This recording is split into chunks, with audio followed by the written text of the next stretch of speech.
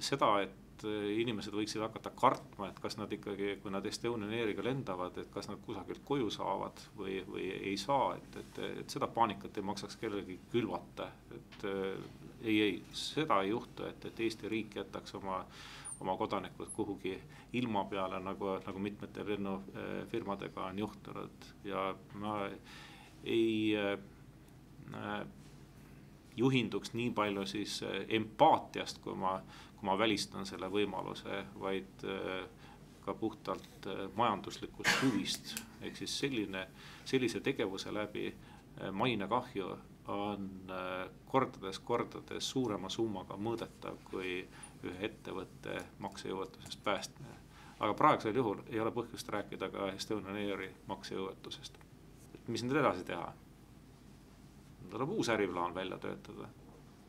Ei saa käsi rüppe lasta ja öelda, et meil oma lennuettevõtet ei lähegi vaja. Võib muidugi loobuda ka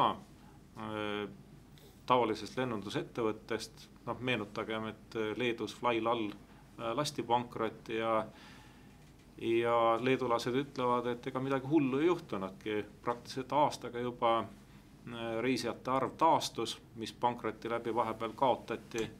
Aga ma julgen kahelda selles, et kas need reisijad on ikkagi need reisijad, kes need enne oma lennud, nad ei ole need, kes võiksid riigi majandusele oluliselt määral väärtust lisada. Estonian Airi nõukogu on tellinud spetsialistidelt korraliku analüüsi Estonian Airi praegusest majandusseisust ja see analüüs peaks andma ka tuleviku stsenaariume. Ja minu teada see analüüs peaks esitlusküps olema umbes 2 nädala pärast. Nii et ma arvan, et meie praegune valitsus on küll seda meelt, et me kavatseme Estonian Airi küsimustega väga tõsiselt ka tulevikus tegeleda.